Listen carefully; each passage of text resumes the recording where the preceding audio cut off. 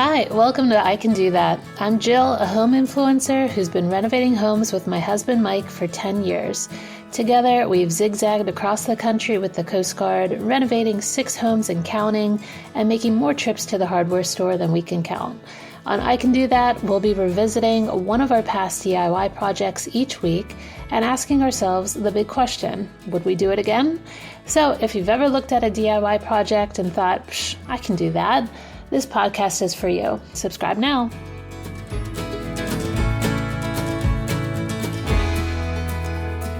Today we're talking all about the kitchen in our New Orleans house, specifically the countertops and the backsplash. In episode 1, you heard us talk about painting the cabinets ourselves, which was definitely a learning experience. Right. And this week we're getting into the rest of the kitchen, which materials we picked and what we wish we'd known, and whether or not we do it the same way again. So if you're staring at your own kitchen, wondering if a DIY countertop or backsplash is worth it, this one's for you. Today's episode is also a double header because this kitchen was a marble dream. We're talking both the countertops and the backsplash were marble in our Louisiana house. So if you remember from episode 1, we talked about the house a little bit, but it had such a French provincial vibe, pretty common in the New Orleans area. Lots of arched windows, traditional moldings, very tall ceilings. Right, and marble just felt right for that home. I remember we went to the Stone Yard. I don't remember where that was in New Orleans. Was it? It was in like Metairie, I think. It was in Metairie. It was in Metairie, yes. And they drove us around in a golf cart. It felt so bougie. I remember thinking like, I could do this job. I think I would love driving people around to look at stone. It was like being in our very own episode of HGTV. It was. And then she pulled up beside that Carrara marble slab and it was love at first sight. So a few weeks later, if you're unfamiliar with the process, they fabricate it, they cut it to size, they come to your house first to measure everything. But a few weeks later, they installed it in our freshly painted kitchen. And I remember thinking, wow, it looks so good in here. It just brightened up that whole kitchen. So we went with the honed marble finish on it, which for those not familiar, there's a couple different finishes. There's polished, which is what you see a lot of the time, most of the time probably, where it's very shiny. Kind of glassy, yeah. And then there is like a matte finish, which is like literally like they pulled the stone out of the ground and put it on your... Sometimes is that called leathered? Leathered, yeah. Which feels leathery. Yeah, it feels like a natural stone. Like they just pick the stone up and put it on. It's flat, but... And it's matte, too. Yeah. And they put it on your countertop. And then ours is honed, which is like somewhere in between, where though it's very smooth, but it's not shiny. Yeah. I don't know why we went with that, but we did.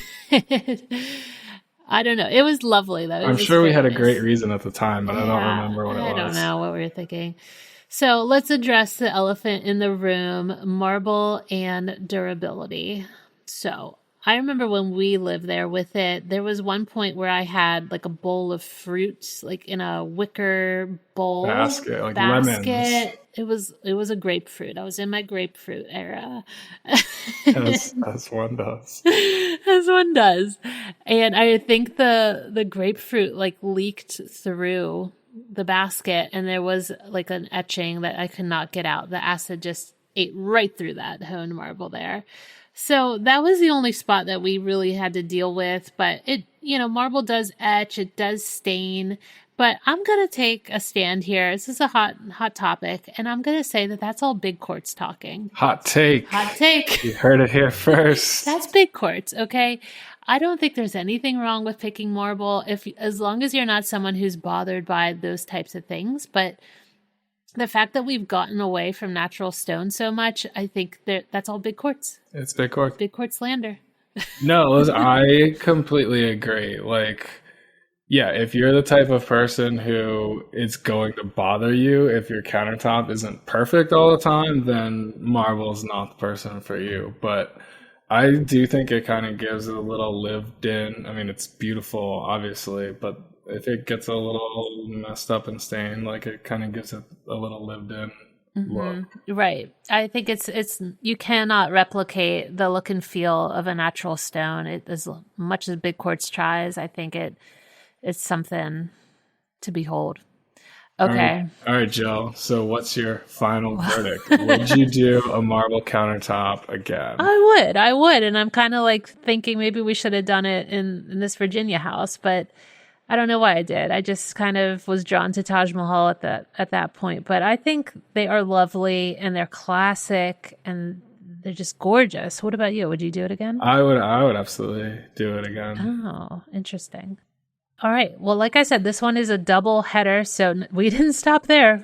No, so after we had the marble countertops installed and we were still kind of basking in the high of, hey, look what all we did with this kitchen glow up, we decided to keep going and add a backsplash, specifically a marble backsplash. Yes. Well, because why not? Well, when you have the marble countertops, I mean, why would you not do a marble backsplash? But I kind of backed us into a corner here because I saw this beautiful herringbone backsplash, marble backsplash, and it came on the sheets. And being the novices that we were, I thought, oh, it's on a sheet, Mike. That won't be hard. Like you're getting a foot right there. It's not like you're having to place little tiny tiles or place tiles in general. Like it's in a sheet. How hard could it be? Little did she know. So first, just to back up a little bit. So this house didn't have a backsplash at all when we moved in. So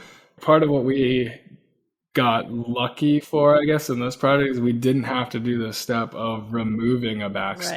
Right.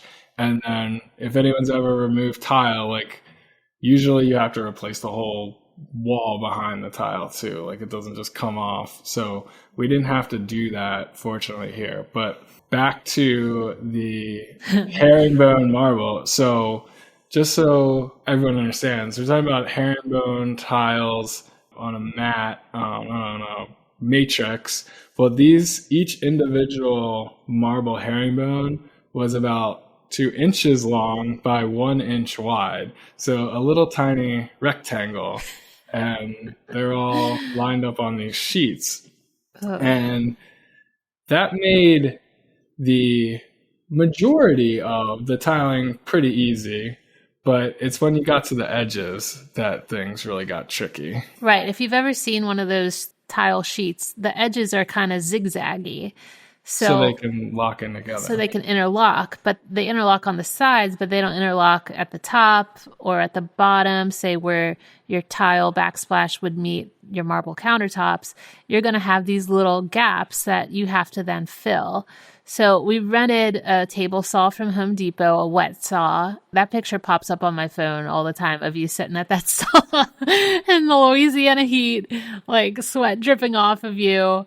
Just trying getting to sprayed cut. with the hose because it hooks up to a hose to keep it wet. So it made a huge mess. It was a huge mess. And you were just like dropping F-bombs out there. Because marble's a very soft stone, so it will crumble under the best conditions, let alone when you're trying to cut little 2 by 1 inch tiles. And not try to cut your fingers off. Yeah, we really bit off more than we could chew there.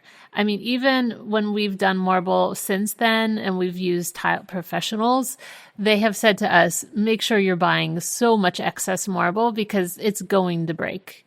So even if the pros are saying that, you know, it's nothing that we did. Well, it could be something that we did, but I won't speak for you since you were behind the saw. Yeah, it wasn't necessarily that they would like break. It's that to fill each spot, you needed a precisely shaped piece and it would just like chip off. And so instead of being a nice little triangle that would fit in the empty gap, it would be like half a triangle. Half a triangle. No one wants a half a triangle. Yeah. So we kept chipping away at it, no pun intended, and finished probably in like 2 weeks. 2 weeks, but it's not like we worked around the clock either. Like no, we were doing it after work. But it definitely was not easy. No. Not as easy as we thought it was going to be. Final verdict. Would you do a herringbone marble backsplash again, Mike? No, I would not. Hard no. Same for me. I would not put you through that again. I think we've pretty much avoided all tile work since then. I don't think we've ever really gotten over it. Ugh, but I guess if we were to do it again, a backsplash, I would pick a ceramic tile if possible, porcelain even, probably not a glass tile. I mean, I think there's a reason people choose the white subway tile so often. It's fairly easy to work with. Yeah, it's relatively easy to work with, certainly easier than marble.